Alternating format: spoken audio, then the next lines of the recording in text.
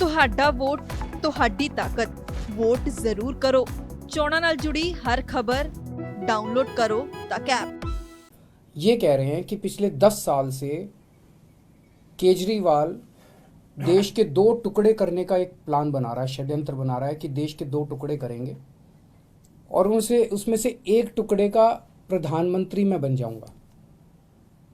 मतलब ये तो कॉमेडी है, ये तो हंसने वाली बात है। ये हो सकता है क्या? 10 साल से केजरीवाल एक प्लान बना रहा है कि देश के 2 टुकड़े करूंगा और मैं उसमें से एक का प्रधानमंत्री बन जाऊंगा। तो मैं पूछना चाहता हूँ ये तो इसका मतलब मैं बहुत बड़ा आतंकवादी हो गया। तो ये इनकी सारी सिक्योरिटी एजेंसीज क्या कर रही थी? पिछले 10 साल में 3 साल तो कांग्रेस की सरकार थी। कांग्रेस वालों ने क्या किया? सो रहे थे वो लोग। 7 साल से बीजेपी की सरकार है, केंद्र में मोदी सरकार है।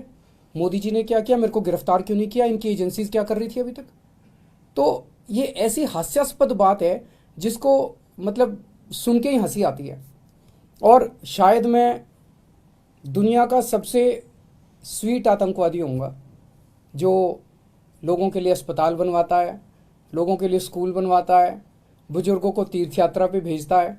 आज तक तो मैं समझता हूँ कि दुनिया में ऐसा कोई आतंकवादी पैदा नहीं हुआ जो सड़कें बनवाता है, पानी बनवाता है, बिजली ठीक करता है, लोगों को बिजली फ्री देता है, लोगों की सेवा करता है। ऐसा तो आतंकवादी आज तक कभी पैदा ही नहीं हुआ होगा। और बड़ी इंटरेस्टिंग चीज़ है, इसका जरा सा सीक्वेंस अगर हम देखें, राहुल गांधी जी ने सबसे पहले ये आरोप लगाए मेरे ऊपर।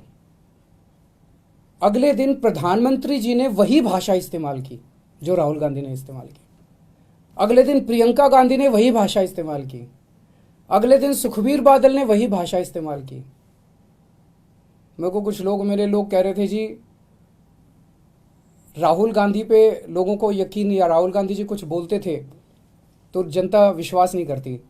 लेकिन ये नहीं सोचा था कि प्रधानमंत्री नरेंद्र मोदी जी राहुल गांधी की नकल करेंगे, एक दिन ऐसा भी आएगा। प्रधानमंत्री जी भी राहुल गांधी बन जाएंगे, एक दिन ऐसा भी आएगा। और ये इतना बड़ा आतंकवादी ये पकड़ा कैसे गया? पिछले 10 साल में 7 साल में जब से मोदी सरकार आई है, इन्होंने मेरे घर पे, मेरे दफ्तर पे दिल्ली पुलिस की रेड कराई, उसमें कुछ नहीं मिला। इन्होंने मेरे पे इनकम टैक्स की रेड कराई, ईडी की रेड कराई, सारी एजेंसीज की रेड कराई, मेरे दफ्तर में मेरे बेडरूम तक पहुंच गए, किसी भी एजेंसी को कुछ नहीं मिला।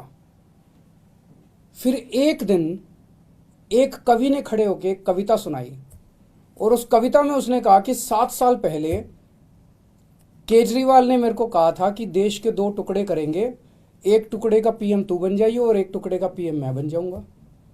और उसके बाद राहुल गांधी ने ये बात कही। प्रधानमंत्री जी ने राहुल गांधी की स्पीच देखी, तब प्रधानमंत्री जी को समझ में आया कि इतना बड़ा आतंकवादी इस देश के अंदर पनप रहा है। ये तो शुक्र हो उस कवि का जो उसने इतना बड़ा आतंकवादी पकड़ लिया, नहीं तो इनकी सारी एजेंसीज नहीं पकड़ पाई थी। मतलब ये चल क्या रहा है?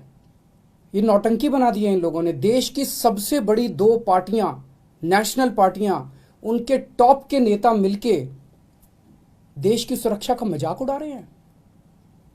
इस तरह से देश की सुरक्षा के ऊपर को डील किया जाता है। मैं समझता हूं कि आतंकवादी 2 किस्म के होते हैं। एक वो आतंकवादी होते हैं जो जनता में खौफ फैलाते हैं, और एक वो आतंकवादी होते हैं जो भ्रष्टाचारियों में खौफ फैलाते हैं। आज ये सारे भ्रष्टाचारी इकट्ठे हो गए हैं, सारे चोर लुटेरे ये सारे इकट्ठे हो गए हैं, और ये मिलके इनको मेरे से डर लग रहा है। एक तरह से इन लोगों के लिए मैं आतंकवादी हूँ। जनता के लिए तो मैं स्कूल बनवाता हूँ, जनता के लिए अस्पताल बनवाता हूँ, लेकिन इन लोगों के लिए मैं आतंकवादी हूँ। इन लोगों को रात को नींद नहीं आती, सोते हैं तो इनके सपने में आता हूं मैं।